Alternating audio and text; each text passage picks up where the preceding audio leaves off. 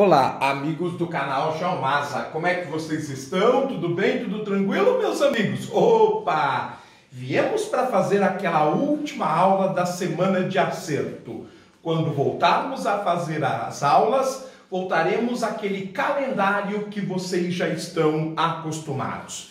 E nós ficamos devendo uma aula no mês passado para vocês, justamente de geografia do Brasil para os vestibulares. Isto mesmo, nós que começamos a estudar o relevo, estávamos analisando a história geológica do planeta no momento em que nós começamos a analisar a chamada Era Arqueozoica.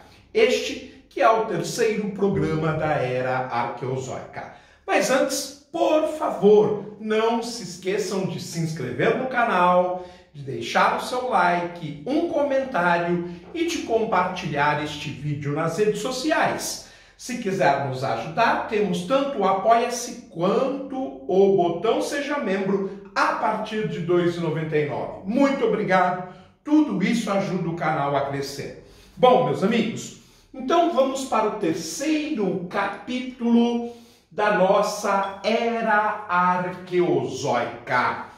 Era Arqueozoica, que como nós vimos, foi a era de maior duração da história do planeta. Ela que começou há cerca de 4 bilhões e 600 milhões de anos antes do presente e foi até 2 bilhões de anos antes do presente. Durando tanto tempo assim, mais de metade da idade da Terra, é claro que muitos acontecimentos aconteceram neste momento. Nós vimos até agora a formação da crosta sólida da Terra, a diferenciação das camadas internas do nosso planeta em núcleo, manto e crosta. Nós vimos também que a crosta não se solidificou homogeneamente, dando origem às placas tectônicas. E graças à diferenciação das camadas do interior da Terra, essas placas tectônicas se movimentam. E essa movimentação gerou o relevo. Dependendo da movimentação, nós temos muitos fenômenos, entre eles o vulcanismo e os abalos sísmicos. Logo, com o vulcanismo, nós vimos também que houve a liberação de gases com uma composição química diferente da atual. Como este período é bastante longo, com vulcanismo ativo, essa grande liberação de gases, ela deu à Terra uma atmosfera primitiva. Então, na sequência de todos os acontecimentos que vimos nos programas anteriores, o primeiro acontecimento a ser acrescido aos anteriores é o aparecimento da atmosfera primitiva em razão do vulcanismo ativo. Claro que se nós temos uma atmosfera primitiva, devemos esperar alguns fenômenos na Terra, como por exemplo, o esfriamento mais acelerado da crosta e da própria atmosfera. E isto ocorre pelo aumento da nebulosidade. Isto mesmo, ocorre uma maior quantidade de nuvens no céu. Ora, com este esfriamento provocado pelo aumento da nebulosidade, vai aparecer um fenômeno que é consequência da nebulosidade, ou seja, as chuvas. Então agora eu tenho a queda de água líquida no planeta. E nós sabemos que todas as vezes que nós temos chuvas, a probabilidade de existir tempestades com descargas elétricas é um fenômeno bastante comum. Então nós passamos a ter, por diferença de potencial entre as nuvens e a superfície da Terra, muitas descargas elétricas em nosso planeta. Ou seja, nós teremos uma atmosfera bastante ativa. Outra observação que temos que fazer como consequência da atmosfera primitiva e de suas chuvas é o fato que o relevo da Terra, como nós vimos, tem várias formas, desde as depressões, as planícies, os planaltos e, é claro, as áreas mais elevadas, as montanhas. Nas áreas mais baixas, por ação da própria atração gravitacional, começa a ocorrer a acumulação de águas. E se a rocha for impermeável, é claro que esta acumulação perdurará por um tempo grande. Então, aparece como consequência da atmosfera primitiva e os seus fenômenos os chamados mares primitivos. E a Terra passa a ganhar, digamos, duas áreas muito distintas na superfície.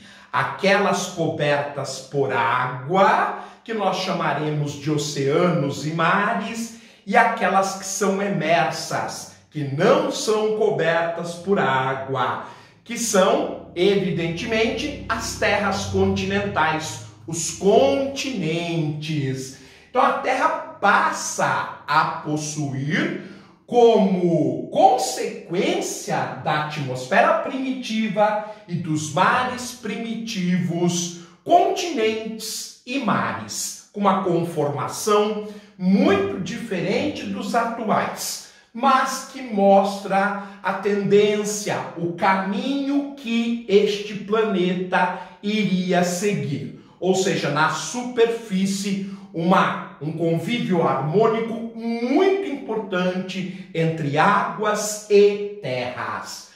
Pois bem, meus amigos, uma outra consequência muito grande de tudo o que nós falamos até agora são as combinações das moléculas e dos elementos químicos que compõem a atmosfera primitiva, os mares primitivos e que são catalisados e que são acelerados pelas descargas elétricas. Bem, a nossa atmosfera primitiva, ela basicamente era composta dos seguintes gases. O metano era bastante abundante. A amônia também o era. Sabe-se que nós temos compostos de fósforo e de enxofre, como os óxidos de fósforo e de enxofre, que têm uma variedade muito grande. Tínhamos também o gás carbônico, o monóxido de carbono e, é claro, o vapor d'água. Então, estes, digamos, 7 componentes da nossa atmosfera primitiva, eles passam a agir e a reagir no ambiente. Porque quando eles caem na superfície da água ou das terras emersas, e eles caem graças às descargas elétricas, graças à constante situação de tempestades, constante situação de raios, de relâmpagos, eles precipitam muito destes componentes no solo ou na água dos mares, lagos e oceanos. Claro que eu estou falando de tudo muito primitivo, muito diferente da nossa época. Como as terras emersas ainda estavam numa temperatura muito superior à atual, apesar do processo acelerado e contínuo de esfriamento, quando estas moléculas caíam digamos, nestas rochas emersas primitivas, eles sofriam uma quebra, a molécula se quebrava. Quando estas moléculas caíam dentro d'água, também elas sofriam um processo de quebra, também chamado de ionização. Note que, como se trata de uma aula de geografia, eu estou evitando adentrar tanto a química quanto a biologia, para nós entendermos em nossa linguagem como é que nós vemos esta situação. Pois bem, gente, o fato destas moléculas estarem ionizadas, com potencial de fazer novas ligações, originarão novas moléculas, novas combinações químicas. E estas novas combinações químicas, sejam em terra, sejam no mar, e quando era em terra, as chuvas acabava levando elas para os lagos, mares e oceanos primitivos. Os mares terão uma sopa química muito rica. E essa sopa química, com as condições necessárias, com as condições próprias e com o tempo, originarão muitas moléculas. Entre estas moléculas, uma que nós chamamos de aminoácidos. Os aminoácidos, como o próprio nome diz, eles têm dois radicais moleculares muito importantes. O grupo amino, baseado no nitrogênio, e o grupo ácido orgânico, baseado no carbono. Então, eu vou construir um exemplo do aminoácido a partir de um radical. Digamos que este radical esteja ligado a um carbono. O carbono, ele faz 4 ligações. Ele é tetravalente. Vamos supor que ele esteja ligado a um outro carbono que está ligado a um oxigênio. A ligação é dupla. Está ligado ao radical que a gente chama de hidroxila ou oxidrila. Veja, gente, esse carbono que eu vou chamar de secundário, ele possui uma estrutura que o liga a um oxigênio e a uma hidroxila.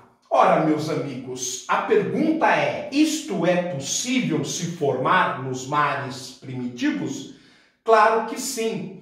Veja que nas moléculas de gás carbônico e monóxido de carbono, eu tenho o elemento químico carbono. Veja que na molécula d'água eu tenho tanto o hidrogênio quanto o oxigênio. Então, matérias-primas para se formar um aminoácido não era problema, nem as condições químicas e físicas necessárias naquela época. Bem, mas a parte de ácido e essa estrutura de um ácido orgânico eu já montei, mas não montei o radical amino. Lembrando que o nitrogênio, ele faz a ligação com 3 outros elementos. Eu já estava colocando ele como tetravalente. Isto não é possível. Ele faz ligação com 3. Vejam que ele tem ligação com 3. Como é que eu sei isso? Isto exige um pouco de conhecimento de química, ok? Bom, vamos supor que esse carbono central ou primário esteja ligado a um hidrogênio, só para a gente poder completar, então, as suas 4 ligações.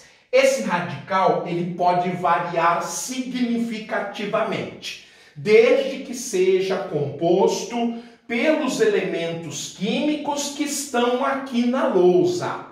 Eu tenho vários aminoácidos na natureza e isso depende muito destas ligações com os radicais. Mas a estrutura de um aminoácido está na lousa. A estrutura de um aminoácido eu tenho aqui nesta parte circundada com a cor roxa, um carbono secundário ligado, é claro, a 4 compostos. Ele precisa fazer 4 ligações. No caso, são 3 compostos porque o oxigênio está sozinho e exige uma ligação dupla, mas este carbono aqui está ligado a 4, tem 4 ligações, ou seja, ele está quimicamente correto.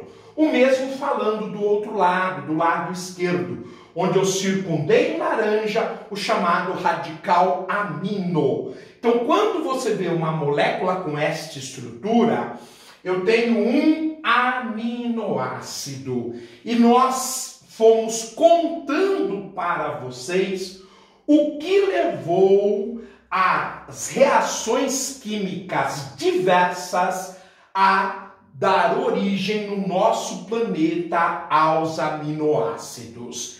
Os aminoácidos é a molécula base para a vida.